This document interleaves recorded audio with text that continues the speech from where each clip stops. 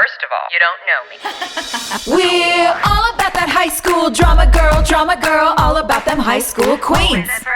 We'll take you for a ride in our comic girl, drama girl, cheering for the right team. Drama queens, smart girl, rough girl, fashion but you're tough girl. You could sit with us, girl. Drama queens, drama queens, drama queens, drama queens, drama queens. Hey, what's up, everybody? We have a very special episode for you today, and it's not just because I found out who's been catfishing me all this time. No, today we are joined by not one, but two of the founding fathers of One Tree Hill. Today, we are lucky enough to have with us one Lee Michael Norris and Sir Antwon Tanner.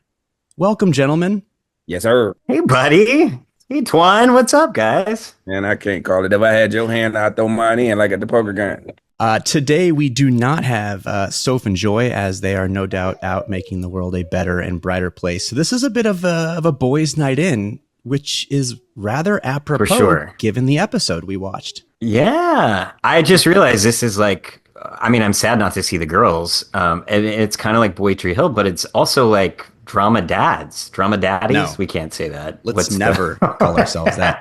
Yeah, it's great. I do wish Soph and Joy were here because they were so freaking funny in this episode. Of course. Dude, okay, well, before we get into it, let me just let the audience know where we're at. We watched Season 8, Episode 7, Luck Be a Lady. It aired November 2nd, 2010. And the summary reads, as the wedding approaches, Brooke tries to connect with Sylvia, while Julian looks for his best man at a guy's poker night. Meanwhile, Nathan struggles in his new job, while Haley's counseling abilities are challenged, and Skills returns to town with a new friend. It was directed by Les Butler and written by the incomparable David Strauss and Mike Harrow. That would explain the funny. Yes, for sure. I was going to say, It's hilarious. Yeah. Every time we got a script with their names on the cover, I was always excited because, you know, we always did the drama well, but I feel like that energy and that comedy is kind of the unique balance that kind of, you know, helped us stand apart from some of the other shows. And those guys are the best. And everyone kills the comedy. I don't know if it's just because there's so few opportunities for it. Just proportionally, the show is much more sort of melodramatic and drama heavy. But man, everyone, when they get a moment to shine, I feel like all of it sings. Lee, you had some incredible stuff last episode where Julian comes over to record you and you like... Tell me more. I don't remember any of it. Oh my gosh, it's hilarious. So it's when Mouth is struggling with just like he has nothing going on and Julian's like, yes, he is. And Julian comes over and he's like, I'll record or I'll tape you for my documentary. And you're like, great, give me a moment. And you come out of your room with your hair slicked back like some wannabe 1980s Wall Street guy, a suit that still has the tag on it, and just like the biggest douche energy possible. Yes. Like where you're on the phone, Chase is finally... Really had to dig deep. Yes. Yeah. Clearly a far departure from you. But it ends, the button of it is Mouth going, he just like reaches into his pocket and then goes like, oops, and a roll of like 12 Magnum condoms fall out. And he goes, oops, my Magnums fell out. How'd that happen? Oh my God. You guys, I have a 6-year-old and it's going to be a long time before he can watch this show. A long time. As you're reminding me of storylines that I've completely forgotten about. But no, you're exactly right. And Twan, you always killed the comedy. Like you didn't, even if it wasn't there, you made comedy and found it, which was, you know, part of what makes you so great. But thanks, man. Yeah, buddy. And Rob, what did you think? Because this was still... Like, you're still getting acclimated, right? I mean, were you surprised to see kind of like a funnier... Did you know that we did that? Or did you think it was all drama coming in? Or no, I thought it was all drama. I thought it was pretty people staring out windows for 42 minutes. Yeah. Anytime we got the... Because the thing is, we had a really good writer's room. So, like, there was... this one, half of my notes for this episode are just quotes. Like, so when we got the stuff, it was a treat. Because comedy is much more my preferred strike zone than drama. And then I got to see everyone work. Oh, is it? Yeah. Everyone was so good. You know what's funny? I didn't really realize until this episode, Twan, when you do comedy, are you generally the straight man? Well, you know what? It's just the show was so full of drama, and it was like, I felt like I had to stand out. So it was just like it was like anytime we was in scenes, I just did what felt right, what felt natural. You know what I'm saying? So it was like, and if and a lot of it ended up just being funny because you know what I'm saying? I found the funny in it. So it was like, but a lot of the comedy would always get cut. And we used to always make fun of that. We used to always be like, I'll be like, well, Skills got a bunch of stuff. Guess it'll get cut because they want to cry.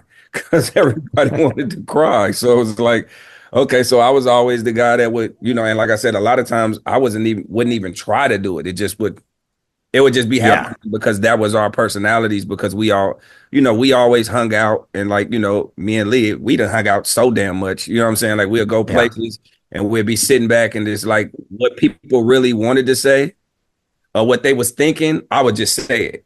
That's right. Yeah. So and I think Rob's right, Twan. You're just naturally funny. So you don't even really have to try. Like the way that you just deliver stuff, you can just deliver it straight, but it's the look on your face and the dryness which you deliver it is so just naturally funny that you don't, whereas some of us were having to ham it up or do dances. I won't name names. Yeah, you won't name names, sir. Oh, actually, Rob, you were dancing in this episode, by the way.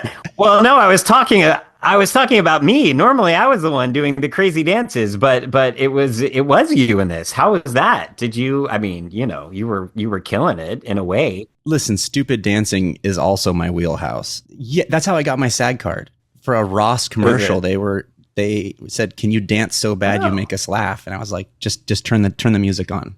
And I just freestyled. Ross commercial. I'm writing this down so I can Google it and watch it later. Ross. Okay. But yeah, Twan, you're great at letting the funny come to you and then just reacting to it as opposed to reaching for it. And the whole Lucas Doll thing. Well, first of all, it was so nice to have you two back together on the screen. And before we even get into that, because this became a real like hot button issue for me on the show, because like I basically am watching the show for the first time. Like when we wrapped, I didn't rewatch it. I kind of shut the door on it. Was like, cool, later. So a lot of this I'm seeing with fresh eyes. I thought the Miss Lauren storyline was so interesting, and I was really lobbying hard for Mouth and Miss Lauren to work out. And obviously then things got a little crazy. Ooh. I'm so curious to know what you two thought of that storyline. Oh, I was like, well, damn, when I'm gonna have my own girlfriend? Like, I was like, I just can't have my own girlfriend. It took me forever to get one, and then it was always something happening where my girl would just go away. So I was like right on the cusp with like, because all the girlfriends that I had, all my storylines was funny. It was like never romantic, like, you know what I'm saying. At least Mouth had Millie, and they was you know what I'm saying, theirs was romantic, like, you know what I'm saying, they could do things. Me and Lauren was kind of like, we had our moments, but it wasn't like consistent because they just bounced me around. I went from Bevan to Nanny Deb to, you know what I'm saying, and then to Miss Lauren. So it was like they just kept bouncing me around. I never had like one where it was just kind of stuck and we had like a, an ongoing storyline. You know what I'm saying? So it was just like, with me, it was just like, well, we just gonna have fun. Did you bump it all on when you do return to Tree Hill? That, like, because here was my issue. Like, you just, and this has nothing to do with you. The way they wrote it was like Skills just basically dips without like including Miss Lauren. He's not checking in, but he's playing video games with Mouth. And it's this like main character energy where like he left and he came back and expected everyone to still like just be exactly as they were and like welcome him back. So when Skills punches Mouth, and he, like, the first time we see him, Skills puts his arm around Miss Lauren's waist. He's like, "How's my girl?" And I'm like, what the hell? You've been gone for like 3 months without calling anyone. Yeah, but it's bro code. It's bro code. That's just what it is. It's like me, I always tell my boys, I'll be like, listen, if you ever told a girl that you loved her at any point in your life, that is sis for me, period. Yeah. So I think that's just bro code. That's just how they wrote it, because that was what they were, that's what they believed in, and that's what it was. But I mean, that's how I am anyway. So yeah, I'll plead the fifth. I don't really remember the specifics of how they got together and all of that. I this was the first time I'd watched it in a couple of years, Rob. But I have to say, like, Allison Munn, shout out, like, the best, the very best. We had so much fun with her and her real life husband Scott, you know, who came on the show too. So just getting to play with her, like, regardless of whatever the story was, I know Twan and I both love that, because there are people that come in as guest stars, and it's a really hard, as you know, coming in later to the show, it's hard to do that. And she came in seamlessly and was so much fun, like consummate professional, so easy. There was no awkwardness or weirdness at all. So to get to play with her for whatever reason was just the best. Yeah.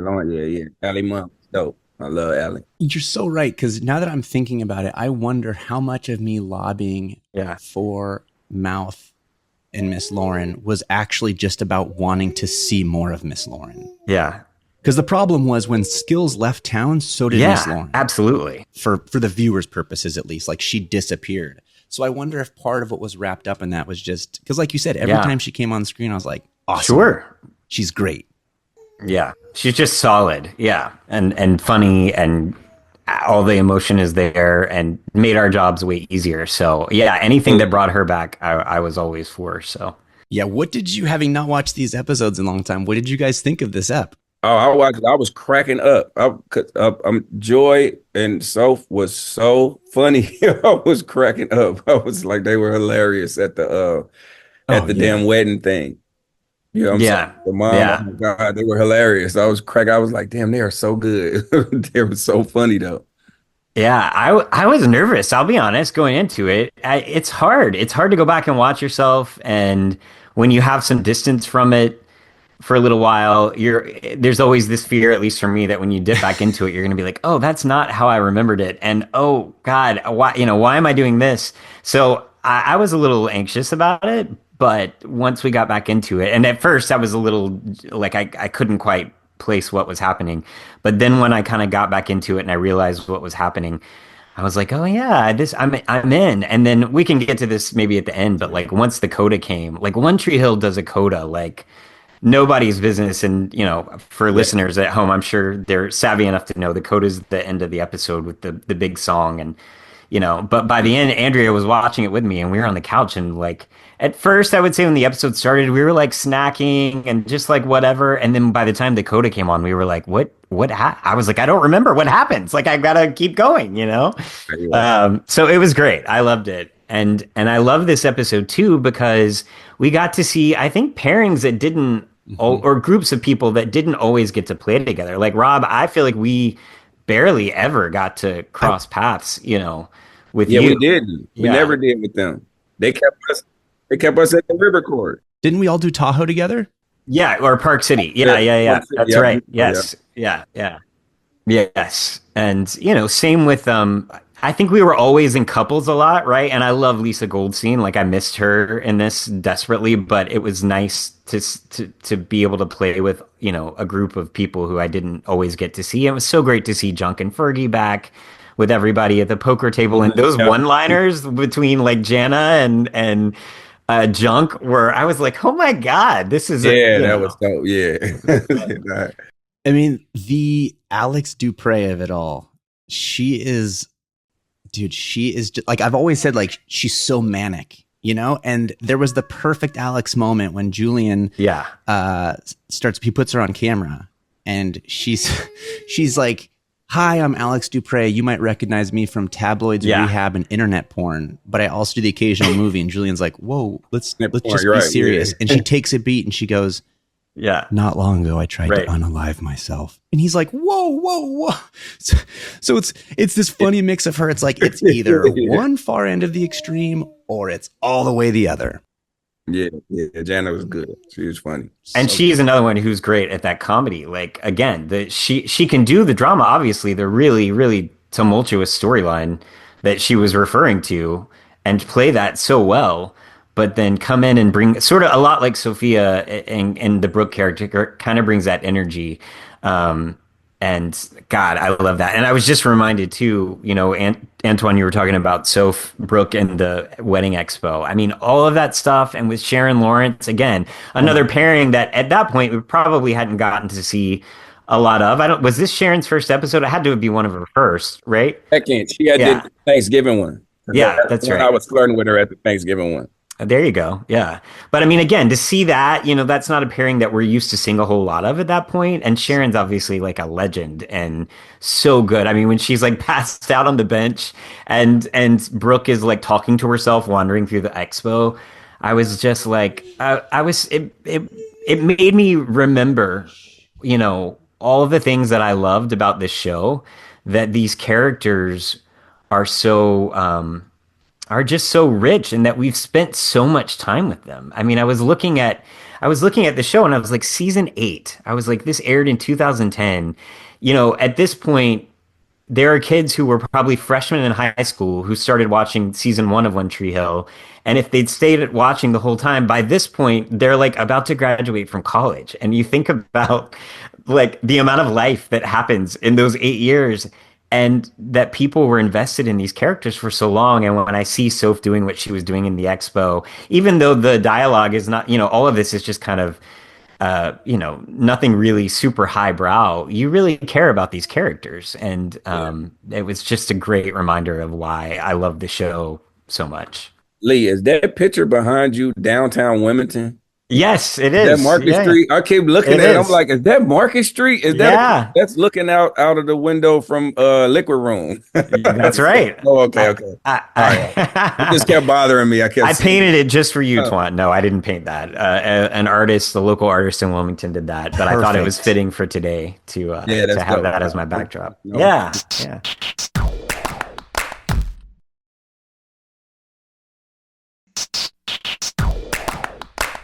Another person who we don't get all the time, but I absolutely love seeing, is Stephen Colletti. And he's been in so much more this season, which I'm grateful for, because he's just so funny. And there's a moment in Red Bedroom Records when it's kind of his mea culpa. He shows up and he's like, coffee break. And it's funny because he's only brought coffee for Haley. For Mia. But at the end of it, after it gets awkward, he goes, Chase, out. And I was like, oh, this happened during the Ryan Seacrest era. The man who pioneered Seacrest, out. Yes. I was like, wow, okay, I know when this happened now. Right. Yeah. Yes. Oh yeah, he was so good. And he was, you know, it was really fun to watch him in this episode because I watched him grow a lot as an actor. I mean, I remember when he came on, he was nervous about coming from Laguna and coming from the reality show background. And like in this episode, I mean, he's got some meet with the girls and, you know, this whole battle. And it was great to kind of watch him come into his own. So I have a bit of an issue with a later scene involving him and the women. So I'm going to Tarantino this. We're going to start with the end of it. Chase, after the poker night, he goes back to Trick. Alex and Mia are there. And Alex comes to him sincerely and is like, hey, my bad, you know, hat in hand. He's buzzed, he's pissed. And so he just turns and kisses Mia right in front of her. And And as soon as they're done kissing, I think it's like Mia clocks what's happening and she slaps him. Here is my beef. Earlier in the episode, she literally says to Chase, hey, if you ever want to make that bitch jealous, I'm your girl. And I'm like, you literally told him I'd be happy to make her jealous. He actually takes you up on it and he gets slapped. Did either of you catch that or bump on that? I caught it. Yeah, I did. I mean, you want to make her jealous, I'm your girl. And she walked out. Yeah. Yeah. But I mean, in her defense, sometimes we say things that we think we're okay with. And then when it happens and you're faced with the reality of it, you're like, well, maybe not. So I get it. But, you know, it was tough. I felt for him. Didn't he get slapped twice? Didn't they both slap him? Yes. He did. First, Alex slaps him. Well, because, listen, he's an absolute jerk about it. He kisses Mia, which is bad enough. And then he like pulls back and goes, the truth hurts, doesn't it? So he fully deserved the first slap. Yeah, and you're the in that second one. slap, I just kind of felt like, oh, you know, like, listen, boys, we're dumb, especially when we're drinking. So I felt like there was a certain amount of leeway he should have gotten in that situation that he didn't. He also had another great line. There was an amazing moment where when Julian shows up at poker night and he walks in, first it's hilarious because he has this fantasy sequence of everyone being like, J-Man, what's up? And then he comes in to just the coldest reception. And it's because everyone's pissed that Alex is there. And I think it's like Junk is saying like, hey, you brought a girl to poker night. Great. And then just from the back row, Chase goes, good going, Julian. And like cheers him with his beer. I was like, he had one line in that scene. And that was the most memorable part for me. It was like, way to steal a scene, Stevie. Yeah, buddy. That was great. And I love that too. Like the whole, I was watching the intro sequence and I'm like, oh wait, this has got to be, he's dreaming. Like this is not, this can't be real. But then I was like, did we do stuff like that? And I was like, yeah, we did. And it reminded me again of one of the things, just again, not having come to the show in a long time. Like I love that, especially in their episodes, Harrow and Strauss, that we didn't take ourselves too seriously all the time, right? It'd be very easy to do that. And I love that we're in on the joke for, in a sense. It just made it that much more entertaining to me. Same thing with the mannequin. And I will say, I called Mike Harrow yesterday. I told him that I watched this episode. And so I said, you got to tell me, like, what's the, what was going on with the mannequin? Like, I didn't remember that. And I thought it was hysterical when I like wake up and I scream when I'm in bed, when Mouth's in bed with him. A little Godfather homage. Yes. And then when you scream and it overlaps with Jana's scream, I literally laughed out loud, which I probably haven't done in my own living room in a long time. I mean, I thought it was really funny and totally absurd. But Harrow said that, I think they were kind of joking about it, as often happens in the writer's room, joking about like, well, we need, the River Court guys, they miss their buddy. And so maybe Twan does something and brings this mannequin. I don't know what your job was. He was doing coordinating stunts. So it was a stunt doll. It was a stunt doll. Yeah, okay. Stunt doll. All right. So he was saying that's kind of where the idea came from. And I think he said they called it Chad Michael Mannequin when they were referring to Chad Michael Mannequin. And then later in the episode, when Brooke goes, fine, it's best mannequin. Just make sure you get that dummy a tux or something like that.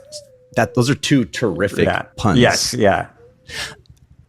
I'm glad that you did that bit of research because I was very curious about that because and I think it was in season 7, there was a moment where our boss clearly took a shot at Chad. It's where like Dan is backstage at his show. Yeah. And Daniil comes in and is like, hey, we got to figure out something for sweeps week. And Dan just says, why don't we get Lucas to come? I know he's not doing anything. And it was just so lame and uncool and obvious and heavy-handed. And so when I first saw the Chad Michael Mannequin, I was like, oh, is this going to turn into another? And I was glad when it wasn't. It was just guys missing their buddy, and you two were hilarious with it. Twan, you leaving the scene saying he needs a bath, and then the look on Lee's face of like, I don't know whether I actually am expected to do that or not. Right. Yeah. No, I would not have been okay if it had turned into like a punching doll, so to speak, for Chad. I wouldn't have been okay with that. I didn't read it that way. And I think, we were in this kind of weird position of we lost these central characters, and Lucas had been an integral part of Twan, of our dynamic, right, with the River Court guys. And so there is this weird balance of like the show continues on and we can't just, pretend like these characters didn't exist. And, I wouldn't have necessarily come up with this way to do it, but it was an acknowledgement there of this kind of this friend that they missed. And if anything, it just made me miss Chad, honestly, in the episode. I was like, oh, I miss our buddy, but So yeah, that was interesting to see for sure. But I wanted to let you know I talked to Harrow and he was excited we were doing their episode, and he sends his best to everybody. So Hero, that's my dog.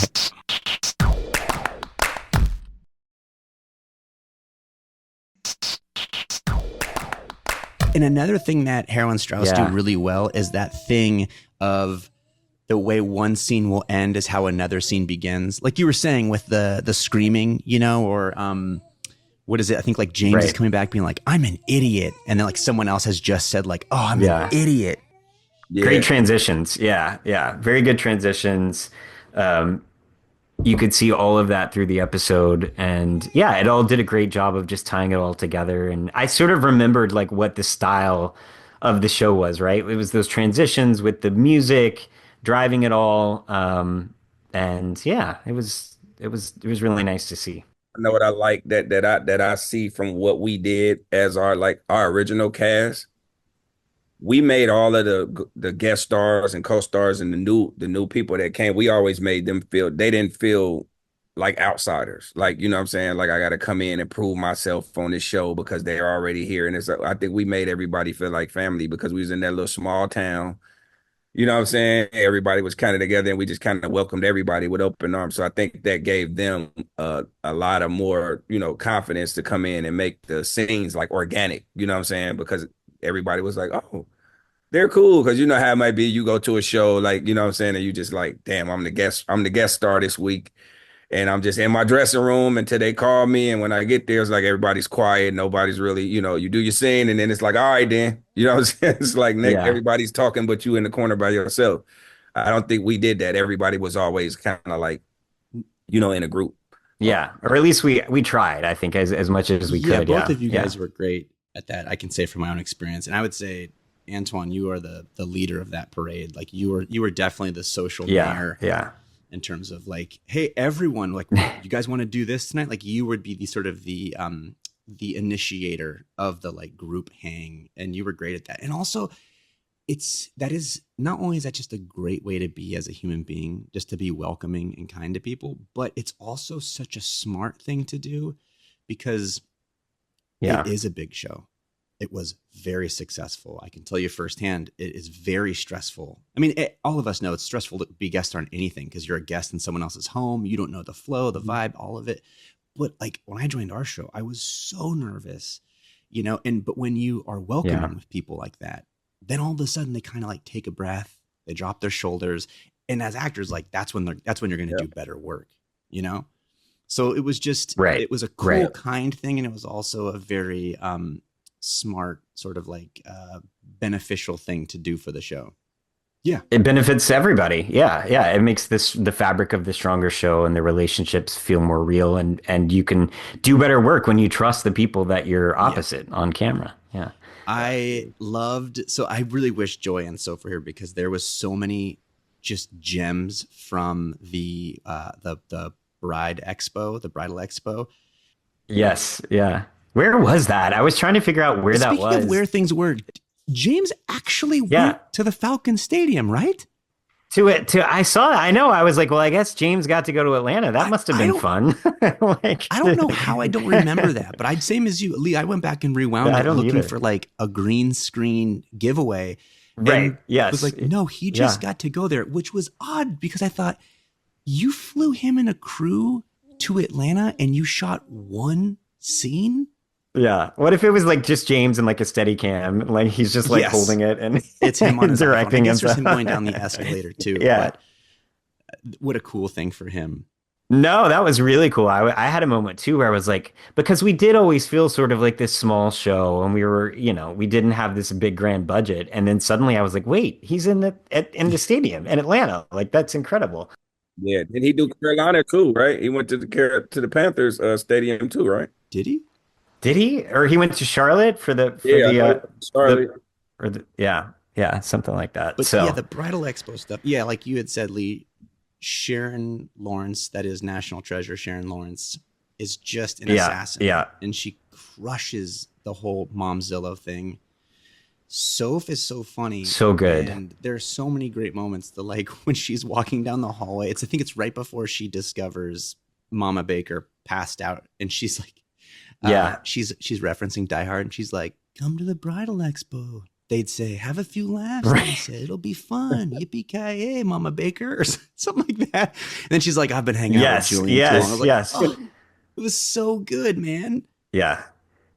She's so good. It reminds me why she is the star she is. I just love her. And she's so good at that. And she's so good. What she's so good at is being funny and bringing that energy, but it all feels so grounded. Like similarly to you, Twan, it feels grounded. It doesn't feel forced in any way. And I love that whole arc because, like you were saying, Rob, Sharon is just masterful. Like, very fine line that you have to walk there, because you're coming and playing this character, right? And she kind of has to be this mom, and like it could be very easy for her to just come off as annoying and like not feel for her in any way, shape, or form, because you're as a viewer, you're used to rooting and seeing Brooke, right?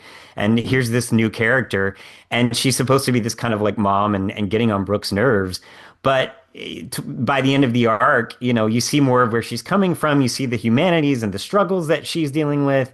And she just did such a great job of like playing the comedy, but still having that depth to it. And then what I love is the unexpected middle of the arc where, Haley comes and you think you know what's going to happen as a viewer. You think Haley's going to, save Brooke, and then suddenly it's she's on her side. the opposite. She's on the mom's side with the pregnancy hormones, and it was just it was joyful. Like and Joy is so good. Like, she's such a great just actress and always so natural, and just like I remember just watching Joy, on set. I'd stand in Video Village and just watch her, and I would just try to like absorb what she was doing, because she was just so in it always, and the choices she makes are always so interesting, as an actress, and real.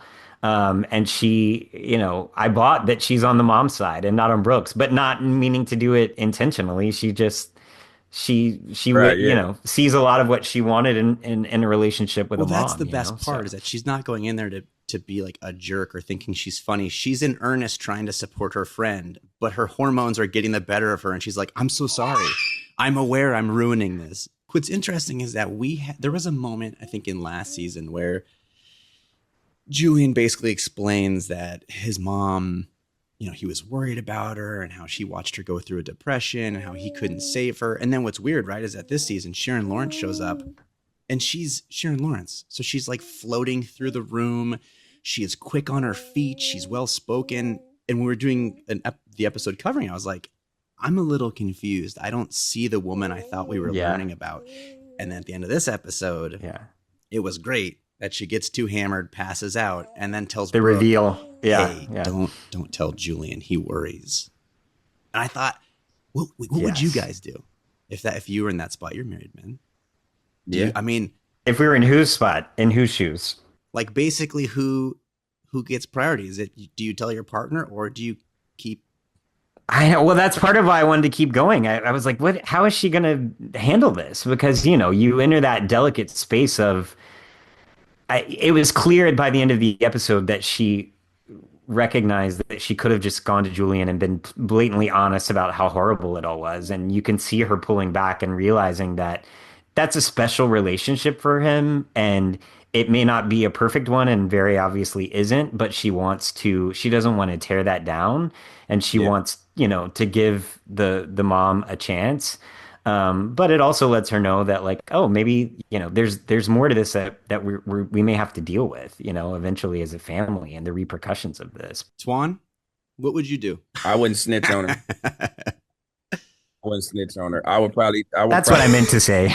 Yeah, I would probably, have my own conversation with her, and what I'm saying, like, on the side, like between us. Then I think that would probably strengthen the relationship. But I definitely wouldn't. I wouldn't snitch on her to, give away our confidence. You know what I'm saying? To let her know, like, she could tell me things, and I wouldn't, they wouldn't go anywhere. Well, and also Brooke has this very complicated dynamic with her own mother, right? And so I think she can recognize in a different way. Victoria's not, I don't think, battling alcoholism or anything, but Victoria is a very unique, complicated mother. And so I think Brooke understands, the tenuous relationship of that, and maybe she feels like that's, something she'll be able to help Julian with, I don't know. It's that, again, I just wanted to keep watching, and now I'm going to have to. We sucked you back in, Norris. You did. I'm back in, guys. Like 4 episodes into doing this podcast, it was like I missed a podcast. So there was one I was able to just watch without having to take notes. And I was able to just be a viewer. And dude, I enjoyed the heck out of it. So when I came on the next episode, I was like, good. I get it. I caught One Tree Hill Fever. And I already could tell. I already knew why the show was such a success. But when you get to just be a viewer and just enjoy it, it's a great ride. Yeah.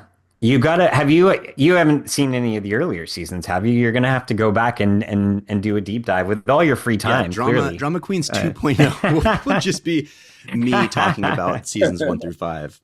Maybe with you guys. Yes. Who knows? Yeah. But there was a great moment in that Bridal expo where of course, like Sharon just ruins every plan of hers. Yeah. Like, I was gonna have my friend Quinn take photos. She's like, who? Or something like that. And she goes, yes, Quinn. Quinn James. She just goes, never heard of it. Yes, the best. And then when it comes to bridesmaids, she says, because I think Brooke's like, I'm going to design my own bridesmaid stuff. And she says, oh, honey, the whole point is for them to look ugly so that you look pretty. Yeah. And I thought, what's so good, that works on 2 levels. One, I don't know why, but bridesmaids' dresses usually are pretty horrible, but it's also such a hilarious backhanded insult. Like, you need them to look ugly. Like, you need that. Right. Yeah, exactly. Yeah, no, I love it. And I do have to shout out another behind the scenes fact. At one point, I think she mentions Matt McGraw photography. She was like, oh, you should have Matt McGraw photography. And they show his booth. He's an actual real photographer in Wilmington. So I remember we used to see Matt out and about around town, and he's actually a real wedding photographer. So like a Wilmington local. So just, fun fact, just bringing the Wilmington knowledge today.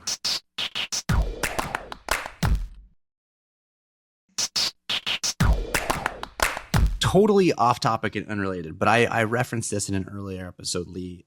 It's when you or Matt and Millie have just had like a one night stand, like it's their first time being back together, and I was like, Lee looks like Captain America. Like, you look great. I think it even became an Instagram clip that you commented on, so you're aware of what I'm talking about. Yeah. Oh yes. Thank God. Yeah. Somehow the magical algorithm like knew that I needed a self-esteem boost that day, and it landed in my feed, and I was like, thank you, Rob Buckley. And it meant a lot that you noticed, and that you made a point of pointing it out. Yeah, I was working hard that season. Yeah, was that just for shits and giggles?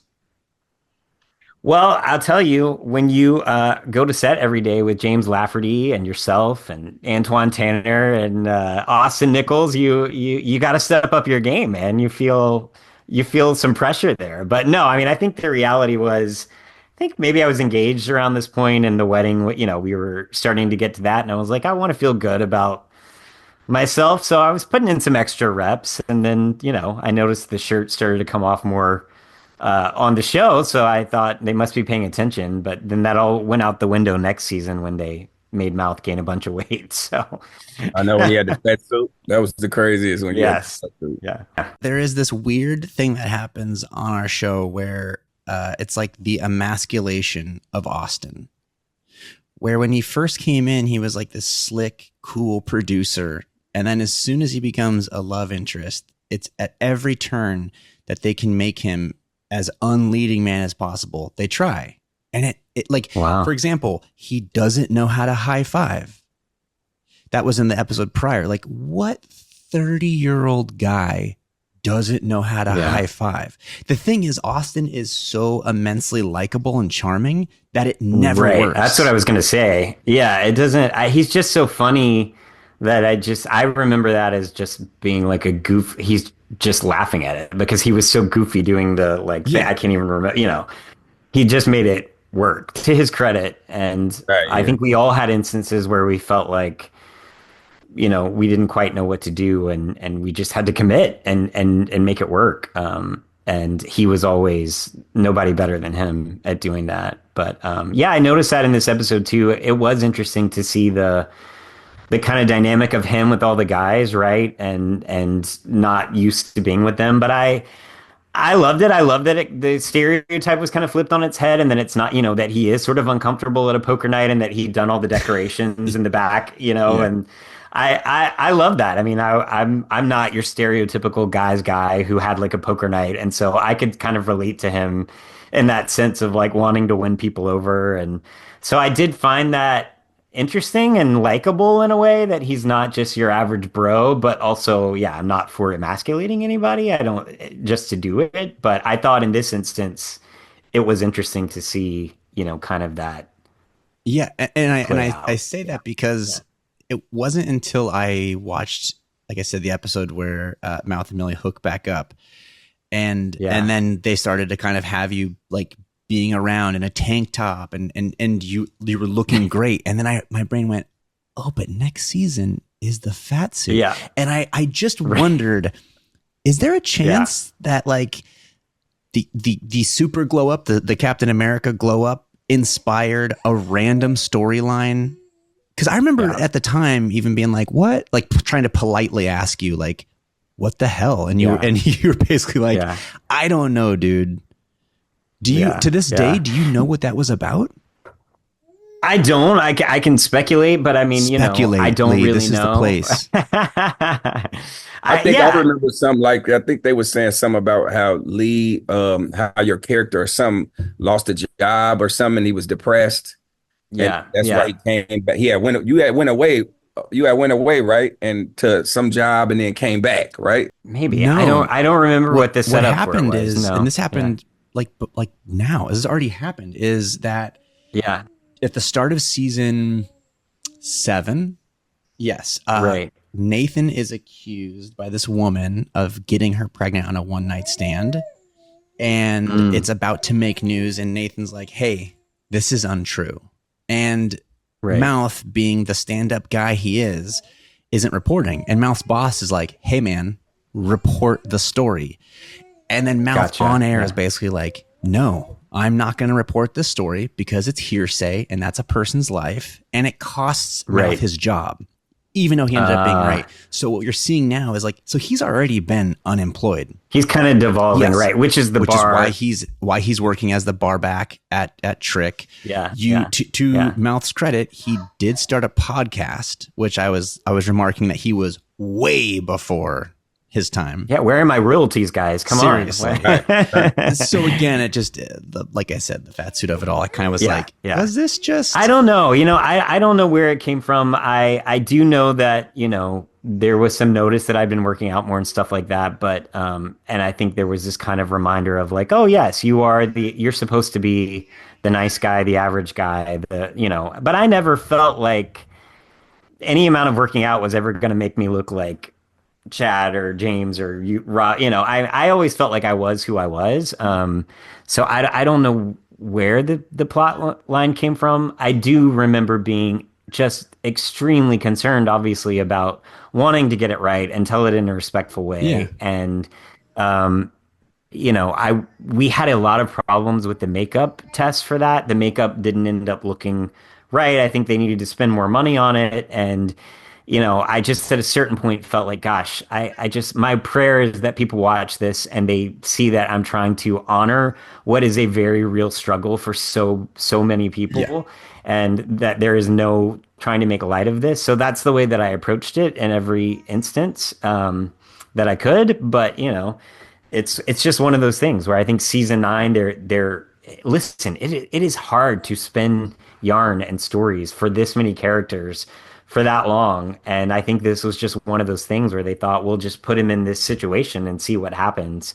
But, I ultimately loved where it ended up at the end of that season, the way... No spoilers, because I do not remember. Okay. All right. But it goes back more into his reporting and Jimmy and all of that, which were the Jimmy Edwards, which that whole relationship was just really a driving factor for my character, and one of the things that I loved the most about his storyline. So it all worked out, but yeah. Yeah, are y'all on the bird part yet? When I was working at the network with Lee, when I was the bird, the chicken. Oh, that must have been right before season 7. I can't remember when it was. It was so. Yeah, they always had you doing something silly, Twan. You always had a costume of some kind. Well, and I think that's part of the frustration is, listen, it's an ensemble show. It is so hard to do well because at the end of the day, you're given something like 4.5 minutes of screen time per character, and it's also because like everyone on the show is so good. Like there's not a weak link. And so when someone's good and capable of so much, it's hard to watch them do a storyline that is just, it's not interesting, or it's not capitalizing on any of their superpowers.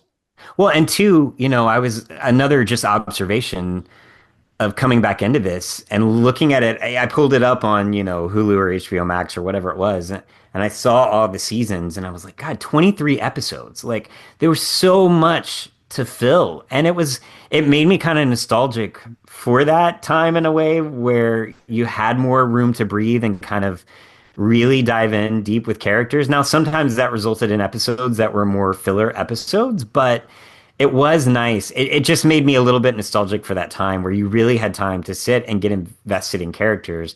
And nowadays you get 6, 7 episodes. And yes, each episode is jam-packed with stuff and it keeps you sort of glued to it, but you just don't get that time to really sit with the characters as much, It's just it's all different now. You know that, Twan. It's a different rhythm now.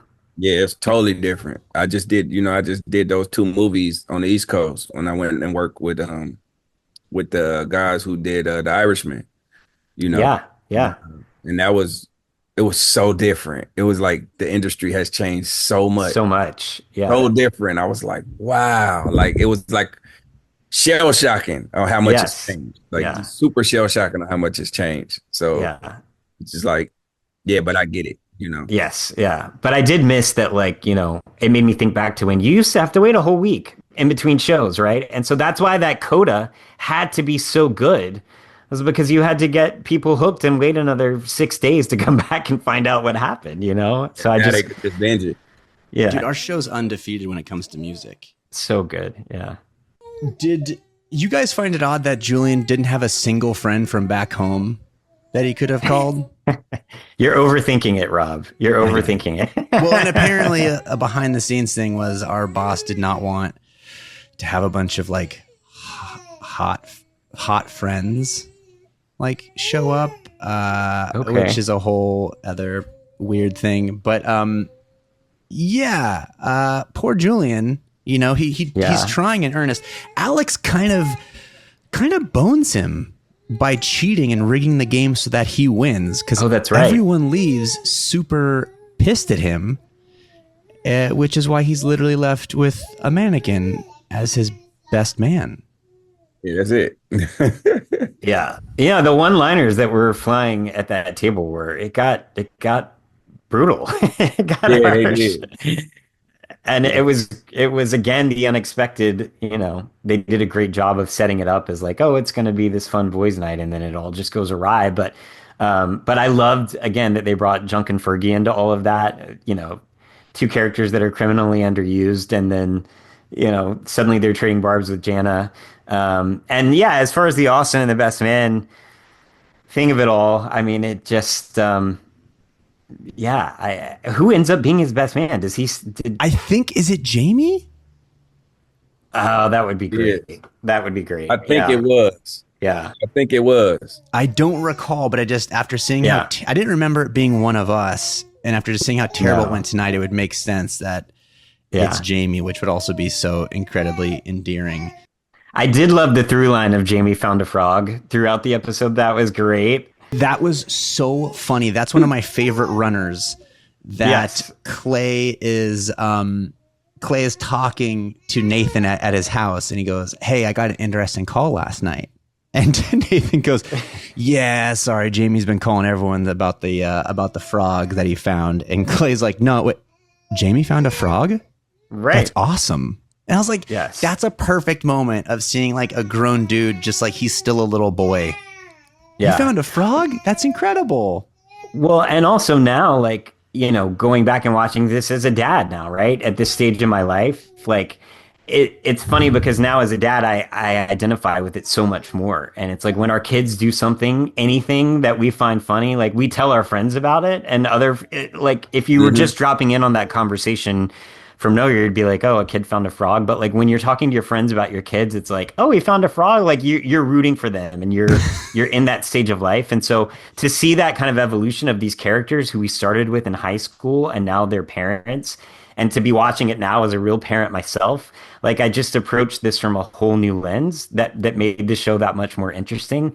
And I will say too, like I loved at the end when Nathan and Haley are in bed, yes, and crash, and they're like, "You picked up Jamie, right?" And they're like, "No," and got up, and like I related to that so much more. Whereas I think at the time when we filmed it, I was like, "Gosh, they're parents." That's so, you know, I just wasn't at that stage in my life. Twan, you were. You're old. Yeah, I was there. I was daddy. I was daddy. Yeah, you knew all about it, but it's the truth. It's like parenting. It's, you know, it's 4 trash cans, 3 lids. So it's like you never really have all of it taken care of. And so I love that they're also like victory lapping themselves, where she's like, right, hey, I may have found a new client, and Nathan's like, I signed a new client. We're incredible. Oh my God, we forgot to pick up our only child. Right. It's that perfect turn. I mean, the poker game was wild. Obviously, Nathan's mad at Clay, rightfully so. I don't know why Clay would bury the lead and not tell him till the end of the night. I couldn't figure that out either. I was like, so he must have known that it was okay, right? And then in the like, I was trying to figure, and I was talking to Andrea about that, and we were like, he must have known. So why did he wait? That I didn't get, because Clay, if anything, maybe I could have played it differently, because it almost looks like some of the looks I'm giving him are a little contentious back. Like I couldn't. So that's why when Clay has good news for him, I was like, why wouldn't you have led with that? Your buddy was obviously genuinely upset. Yeah. And that's a huge piece of great news. But I was also surprised by the reveal that Alex had actually slept with Clay, because we never saw that on camera. Yeah, I was shocked about that too. I was shocked. I was like, because when I caught it when she said, "Oh, why would you want to leave when you could see the ocean from your bed?" And I was the looks that went around the table. Like, well, all right. I was all right. Somebody did something. And I loved the Junk and Fergie throwing the Lauren barb at both of you guys. It just throwing the awkward bomb in the middle of the table and watching you guys just have to deal with it. Yeah, then your character had some whether you didn't like skills and he didn't like fortitude. He was like, oh yeah, he got fortitude. Yeah. So one more fun fact from Hero. He said the conversation about the naming of the agency, Adobe and Fortitude, that actually was a real conversation that happened in the writer's room when they were trying to figure out what to name the agency. So that was literally verbatim. He said almost a real conversation that happened between several writers, and then they just decided to put it in the episode. See, that's fascinating to me, because I got to say, when she said that, I thought that's actually genius. Like, because Fortitude, the inception of that was actually the first time Dan Scott drowns Clay at the beach.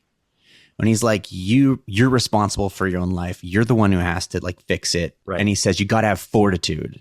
And then it's like that's sort of the inception of it. I know, but I love that was a real, because it did sound so like real and conversational. And it was like, it was a real thought, like debate we were having about how to do it. So I love that. Yeah, buddy. Yeah. Nice peek behind the curtain, Norris. All right, before we do wrap this up, I need to get honorable mentions from you guys. This can be a line, a moment, anything from the episode that stood out to you that you really liked. Okay, I liked the part when he said, I think Lucas needs a bath, but I was still wondering who the hell was going to give him the bath? Was it me or you, Lee? Who was supposed to give Lucas the bath? Not me. The way you played it, I thought you were saying it had to be mouth. Yeah, that's what I thought. I was like, okay, well, Lucas needs a bath. And he was like, nah. So I didn't know who the hell was supposed to give him a bath. Yeah. Honorable mention goes to my friend Vaughn, aka Fergie. He got to talk about his nickname and explain that his real name is Ferguson.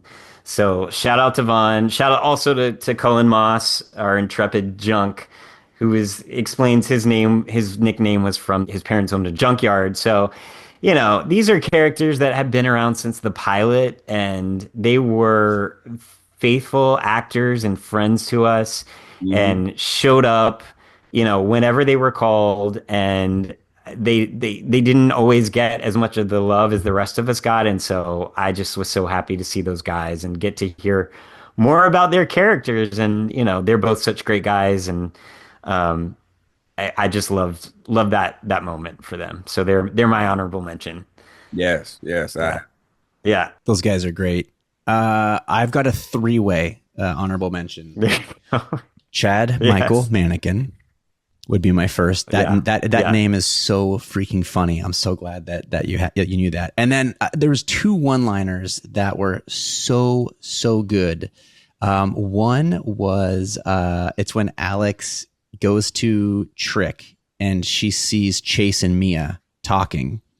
And she says, "Excuse me, bar manager, when you're done helping that little boy, can I get a drink?" That cracked me up. And then shortly thereafter, when Alex is trying to get Julian, she's helping him organize the card night. He's like, "I don't know, it's late, it's last minute," and she says, "Just organize it and say it's for Clay. Who'd turn that guy down? He almost died." And he goes in Austin's perfect way, so sincerely, he goes, "That's genius. Right, yes, you're really good at trapping people." What a gift! What a compliment! I know. I loved that. Our listener question, this actually dovetails perfectly into it. Karina asks, "Who do you think is a better match for Chase, Alex or Mia?" And do either of you remember enough to even answer that question? I don't know. I don't remember their love story like that because I knew how it went. I was busy doing my own thing, trying to figure out my love life on the show. You know what I'm saying? I was all over the place. I was scattered. I want to say that Mia and Chase, for me, I think felt like a natural fit. But in terms of like actually seeing it play out, like, Alex is just so entertaining and fun that kind of banter between them two was always so great. So it's a win-win for me either way, because either I'm getting to watch like this great Alex Chase banter, but then also I think from a real life point of view, Mia feels like a better fit for him. What do you think, Rob? What's your take on that? We need Coletti here to do a deep dive. Yeah. I mean, the question is just who do we think is a better match for Chase? Yeah. So I would say better match is Mia. More interesting to watch is Alex. Because she is like a firecracker. You just don't know what's going to happen next. I mean, it's super high highs, super low lows. Exactly. So better for him, Mia. Better for us, Alex. Solved. Yes. Agreed. Well, I got to say, I'm sad that Soph and Joy couldn't be here to hang with you guys, but selfishly, I loved getting to have you all to myself. I've said before on this podcast that if there was one job I could go back and do over again, it would be this one. And a large reason for that is because I felt like I didn't really get to know so many of you guys while we were doing it. And it's not until we kind of all grew up and started doing these conventions and seeing each other that I've like discovered how awesome you are. And like both of you like are big examples of that, where it's like, I just sort of knew you when we were doing it, but now I'm like, oh, like every time I see you guys at a convention, it's like, I'm so excited to give you a hug because you're such great guys and you're good friends. And I got a lot of love for you, and I appreciate you taking the time out of your day to come and join me in the drama dojo. Oh man, it's nothing, man. I appreciate you having me. As soon as I saw the request, I was like, oh yeah, I'm down. What's good? What time? At 8:30, that was usually my gym time. But I was like, you know what? I'll do it at 10:30. I'll just sleep in today. And thank you, buddy. And Rob, I know I told you this when you joined the Queens, but you're doing a great job, and you're repping for us guys, and you're bringing a great perspective to it. So thanks for, being a voice for us and for having us on. And I can't wait to see you both hopefully soon at one of these, reunions that we're doing somewhere. Yeah. March and June. There's some, so hopefully I'll see you guys there. Yeah, to Lee's credit, this is what it meant, Lee, is after my first episode aired, Lee sent me a text out of the blue, and we text each other about a little busy, once every several years. Yeah. Just to say, we got our dad hands full. Just to say, like, hey, buddy, that was great. You did a good job. And much like when I started on One Tree Hill and I was the new kid on an already successful thing, that can be stressful and worrisome. And getting that message from you, man, was so great, kind and meant so much to me. So, well, tell the girls we miss them and we love them, and we'll see you all very soon. Yes. Sounds like a plan, boys. Next episode, we have season 8, episode 8, Mouthful of Diamonds. Thanks for joining us, gang. Have a good one. Hey, thanks for listening. Don't forget to leave us a review. You can also follow us on Instagram at Drama Queens OTH. Or email us at dramaqueens@iheartradio.com. See you next time. We're all about that high school drama girl, all about them high school queens. We'll take you for a ride in our comic girl, cheering for the right team. Drama queens, smart girl, rough girl, fashion but you're tough girl. You could sit with us, girl. Drama queens, drama queens, drama queens, drama queens, drama queens.